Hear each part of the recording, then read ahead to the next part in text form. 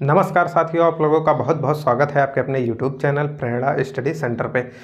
तो हम लोग क्लास 11th की मैथ पढ़ रहे थे। तो क्लास 11th की मैथ को पढ़ते हुए पहला चैप्टर जो सेट था उसकी थ्योरी और एग्जाम्पल का पोर्शन पूरा समाप्त हो चुका था। अब बारी थी NCERT की जो अभ्यास है, प्रश्नावली है, उसमें जो सवाल हैं उनको सॉल्व करने की। तो हम लोग उसको सॉल्व करते हुए प्रश्नावली 1.4 तक सॉल्व कर चुके थे। प्रश्नावली 1.5 की 2 सवालों को सॉल्व कर चुके थे। अभी तक आप लोगों ने अगर वह वीडियो नहीं देखी है तो उन सभी का प्लेलिस्ट आपको डिस्क्रिप्शन बॉक्स में उनका प्लेलिस्ट का एक लिंक मिल जाएगा, या आप लोग चाहे तो अपने चैनल पे जाके देख सकते हैं, या एक यहाँ पे हम लोग आई बटन दे रहे हैं, ऊपर आपको एक आई बटन दिख रहा होगा, वहाँ पे जब आप लोग टच करेंगे तो वहाँ से आपको जो अब तक के पिछले 1.4 तक के सॉल्यूशन है उनकी पूरी प्लेलिस्ट मिलेगी, आप लोग उसको देख लीजिएगा।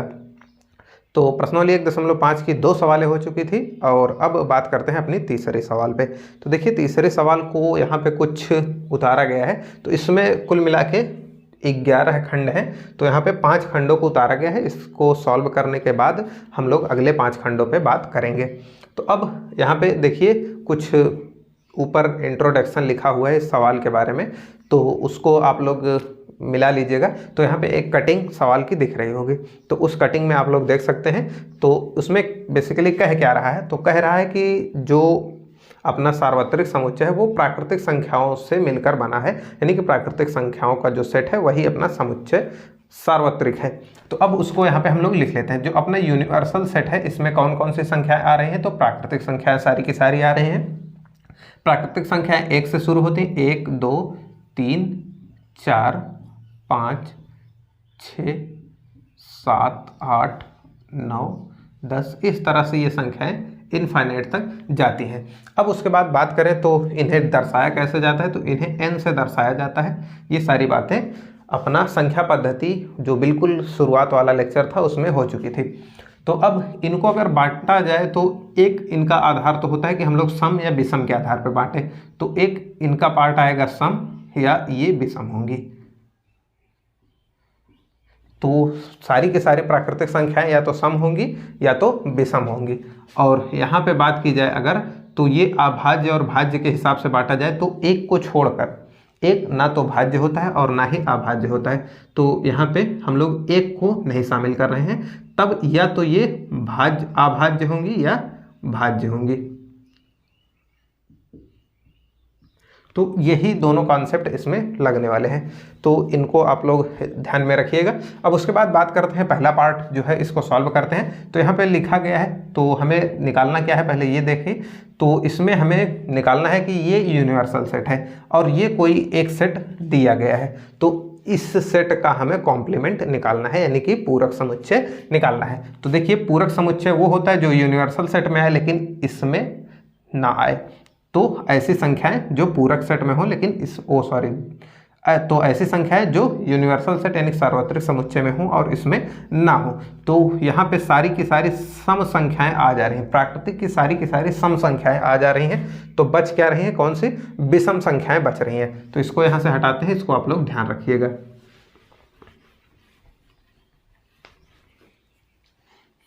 तो अब यहाँ पे इसका अगर हम लोग उत्तर लिखें तो इस वाले सेट का जो कॉम्प्लीमेंट निकल कर आएगा वो क्या आएगा, तो इसके कॉम्प्लीमेंट में आएगा x सच दैट x। ये सारी सजावट की काम हमें करना होगा। तो x सच दैट x लिखेंगे हम लोग, तो और आगे क्या लिखेंगे, एक प्राकृतिक विषम संख्या है, एक प्राकृतिक विषम संख्या है।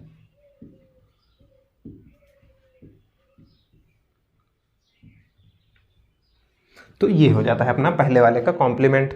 अब बात करें दूसरे पे, तो दूसरे में देखें तो यहाँ पे बस सेम वही है, प्राकृतिक है और विषम है। तो अब विषम हटा दी जाएगी तो कौन से बचेंगे, सम बचेंगी। तो यहीं पे पूरा का पूरा यही आएगा, एक्स सच दैट एक्स। यहाँ पे जो विषम लिखा हुआ है यहाँ पे हम लोग सम लिख देंगे, बाकी पूरा का पूरा सेम ही कॉपी हो जाएगा। अब बात करें तीसरे पे, तो देखिए 3 का एक धन गुणज है। तो अब 3 के गुणज होते कौन कौन से हैं, तो देखिए 3 में 1 से गुणा करेंगे 3 आएगा, 3 में 2 से गुणा करेंगे 6 आएगा, 3 में 3 से गुणा करेंगे 9 आएगा, 4 से गुणा करेंगे 12 आएगा, 15 आएगा। इसी तरह से ये इन्फिनिट तक जाएगा। तो अब ये संख्याएं आनी चाहिए और मतलब ये संख्याएं नहीं आनी चाहिए, इनमें से जो इनको छोड़कर जितनी संख्याएं हैं वो अपना कॉम्प्लीमेंट में आ जाएंगी। तो यहाँ पे कॉम्प्लीमेंट अगर हम लोग लिखना चाहें तो देखिए, जब एक पैटर्न बन रहा होता है तो उसको हम लोग कोई नाम दे देते हैं, और नहीं बन रहा है तो हम लोग जस्ट इसी का अपोजिट लिख देंगे। तो देखिए यहाँ पे 3 नहीं आएगा तो मार्क करते हैं, 3 नहीं आएगा, 6 नहीं आएगा, 9 नहीं आएगा, आगे 15 नहीं आएगा।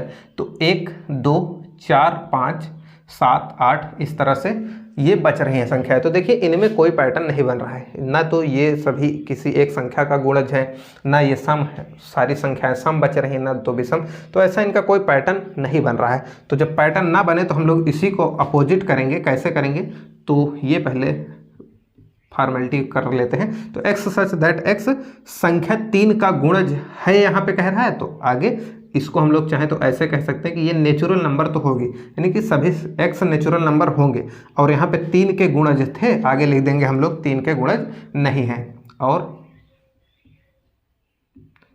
3 के गुणज नहीं है।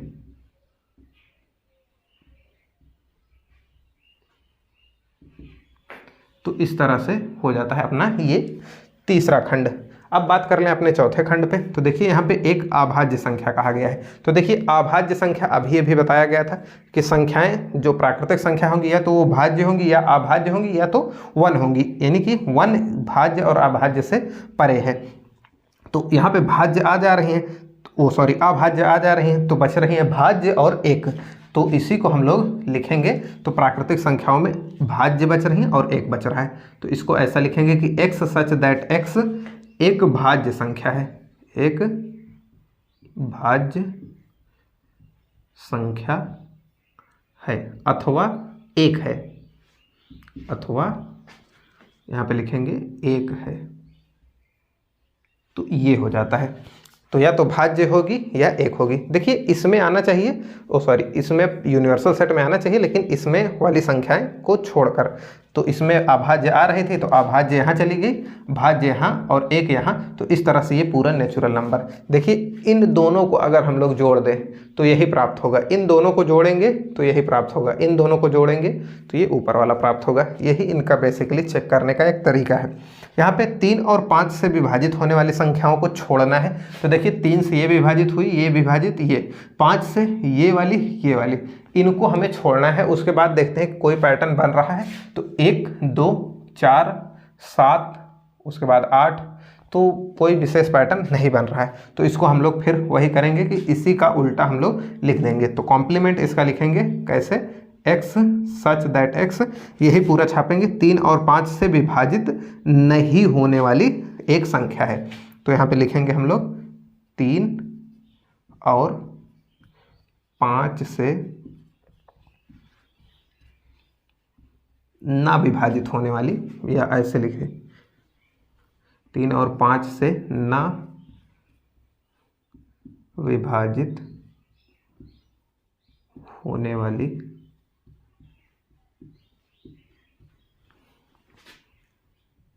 एक संख्या है।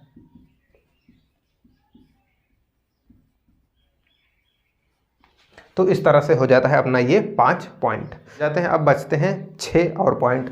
तो इसको हटाते हैं यहाँ से और उन 6 पॉइंट पे भी चर्चा की जाए। तो अब उसके बाद यहाँ पे 6 पार्ट और लिखे हुए हैं, 5 हो गए, 6 यहाँ पे 11 तक हो जाएंगे। अब देखिए यहाँ पे कह रहा है कि x एक पूर्ण वर्ग संख्या है। तो इसमें पूर्ण वर्ग संख्याएं कौन कौन सी हैं, तो यहाँ पे एक 4 है और एक 9 है, आगे और भी 16 वगैरह ये सब आएंगे। तो देखिए अगर इनमें से 4 इनको हटा दीजिए, ये नहीं है, तो इनमें अगर 4 हम लोग हटा दें और 9 को हटा दें तो देखिए कोई पैटर्न बन रहा है, 1 2 3 आ रहा है यहाँ से, 5 6, तो इस तरह से कोई पैटर्न बन नहीं रहा है। तो इसको हम लोग फिर से वही काम करेंगे कि अपोजिट वाला पार्ट लिख देंगे। तो एक पूर्ण संख्या नहीं है, तो इसको हम लोग ऐसा लिखेंगे कि इसका कॉम्प्लीमेंट लेना है चूँकि, तो हम लोग इसका कॉम्प्लीमेंट लेके ऐसा लिखेंगे कि x एक पूर्ण संख्या नहीं है, पूर्ण वर्ग संख्या, यहाँ पे वर्ग लिखना मत भूलिएगा, पूर्ण वर्ग संख्या नहीं है।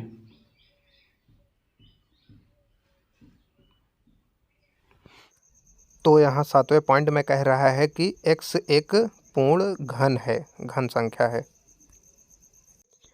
तो इसको भी हम लोग ऊपर वाले की तरह ही लिख देंगे कि जैसा लिखा था x सच दैट x एक पूर्ण घन संख्या नहीं है।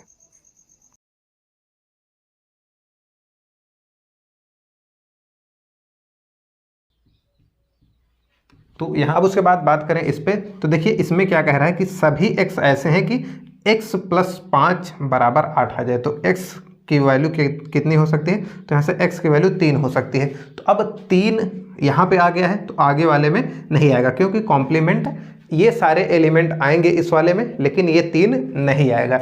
तो ये सारे नेचुरल नंबर थे ही, तो इनका जब कॉम्प्लीमेंट हम लिखेंगे तो ऐसा लिखेंगे कि x सच दैट x, ये नेचुरल नंबर सारे आएंगे, सभी नेचुरल नंबर आएंगे, लेकिन उनमें हम लोग 3 को नहीं आने देंगे। तो यहाँ से हम लोग 3 को नहीं आने देंगे। ये शायद एनसीईआरटी में यहाँ पे इक्वल दिया हुआ है, तो वो इसी की बात हो रही थी कि x 3 के बराबर है, जो कि गलत था। यहाँ पे x 3 के बराबर नहीं होना चाहिए। यहाँ पे अगर बात की जाए तो यहाँ पे देखिए, तो x की वैल्यू, तो यहाँ पे अगर हम लोग माइनस करेंगे तो 2x बराबर कितना आ जाएगा, 4 आ जाएगा। ओ सॉरी, हाँ 4 आ जाएगा। तो x बराबर 2 आएगा। तो x बराबर यहाँ से 2 आया। तो x की वैल्यू 2 आई, तो अब यहाँ पे 2 नहीं आएगी। तो सारे के सारे नेचुरल नंबर आएंगे, लेकिन 2 नहीं आएगा। तो x such that x natural number आएंगे, लेकिन x 2 के बराबर नहीं होगा। तो ये हो जाता है। इसका भी शायद यहाँ पे इक्वल को मतलब इक्वल दे दिया है, तो आप लोग उसको देख लीजिएगा। तो अब यहाँ पे देखिए 10वां पॉइंट जो अपना है, इसमें कह रहा है कि x जो है वो 7 के बराबर या 7 से बड़ी प्राकृतिक संख्याएं जो है वो आएंगी।